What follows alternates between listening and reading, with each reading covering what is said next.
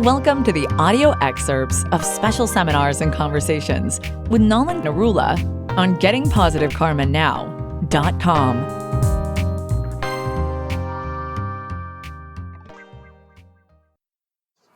Anji.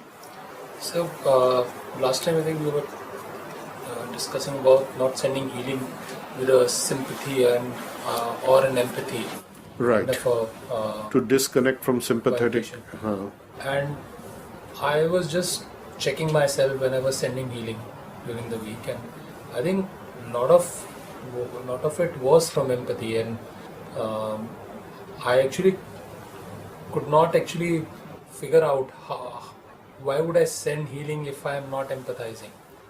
What is the meaning of empathizing?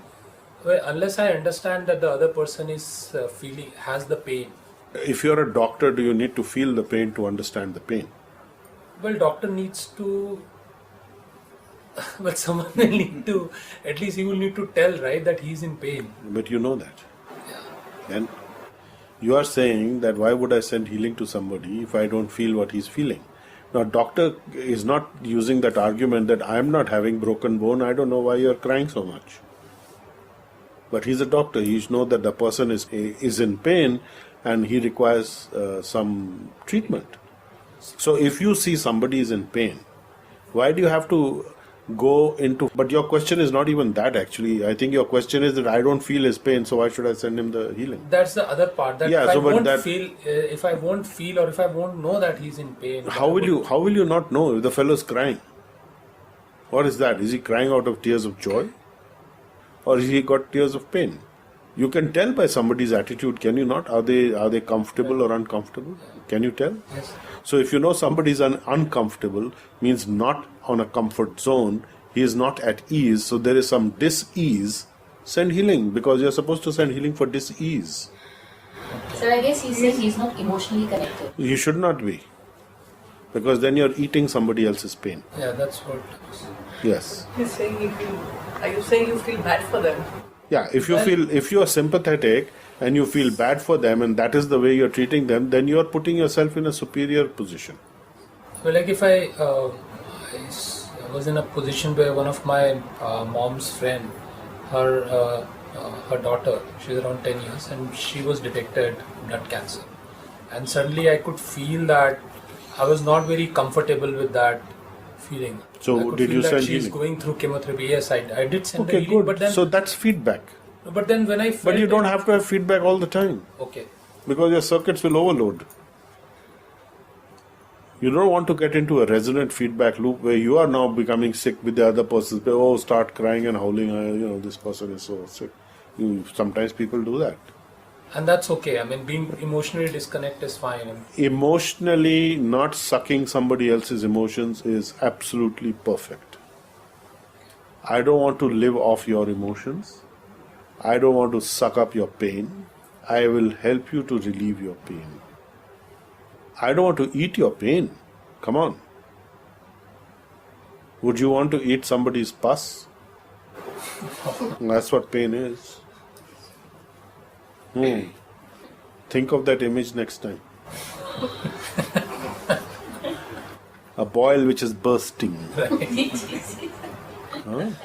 You are eating that. How tasty would that be? For Bhoot Prets, yes. Not for you. Yes, sir. Sir, sir told कि अभी 10 year के जो baby है उसके blood cancer था. And we believe कि karmic theory results to all the sufferings and all the जो अच्छा होगा आपके लिए. So sir, what could be the reason कि इतने छोटे बच्चे को why there is such suffering? It is karma only which you've done in this life. Yes, sir. There is preparation for it in previous life.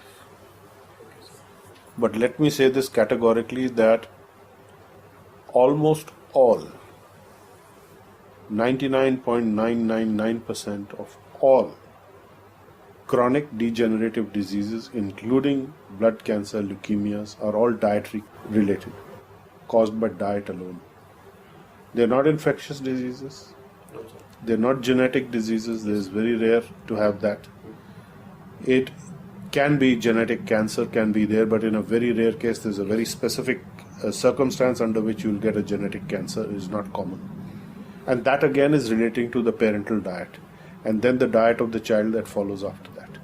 So all of these diseases, cancer, diabetes, heart disease, arthritis, hypertension, blood disorders, degeneration of the body, degeneration of the spine, degeneration of your vision, the macular degeneration is all dietary related, 100%. And reversible largely, just by changing your diet and following some healing methodologies and energy medicines to detoxify the body, to detoxify your karma with the healing, and following a diet which is going to repair your body, what your body really needs. So because of commercial interests, people are falling sicker and sicker, and they will continue to do that as long as commercial interests override the truth. So those who don't want to see the truth, who want to be happy with their addictions of food of various types, they will continue to be ill. Some will say we are managing it with medicine and this and that, and I'm compromising. I don't mind because I'd rather have that, doesn't matter. Everybody gets it. Let me enjoy while I have the time. Well, you don't know how much time you have and what kind of enjoyment you have. You lose mobility, you lose functions in body parts, you lose functions of your mind, of your intelligence.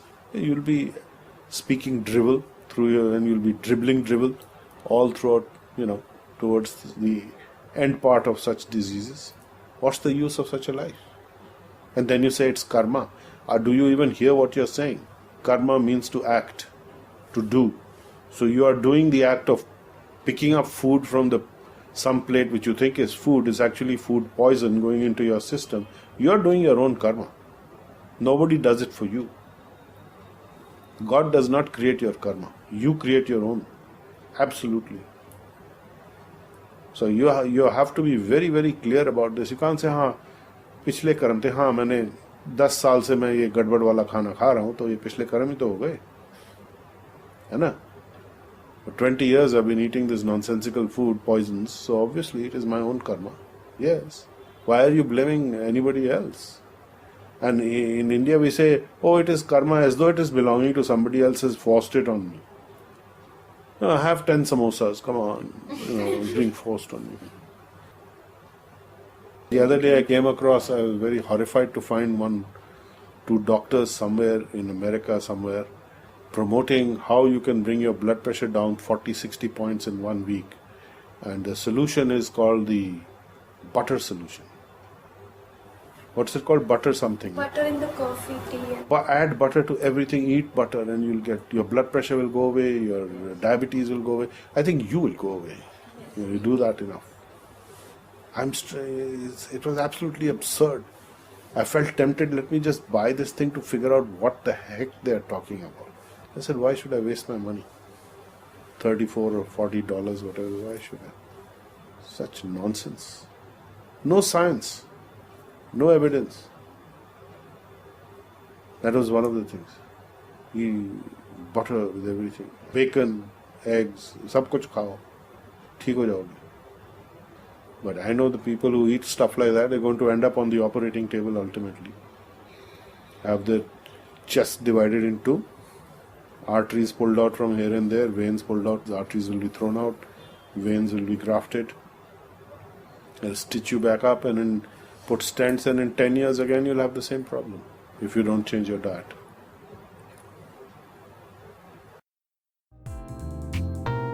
You've been listening to a discussion with Nala Narula on www.gettingpositivekarmanow.com.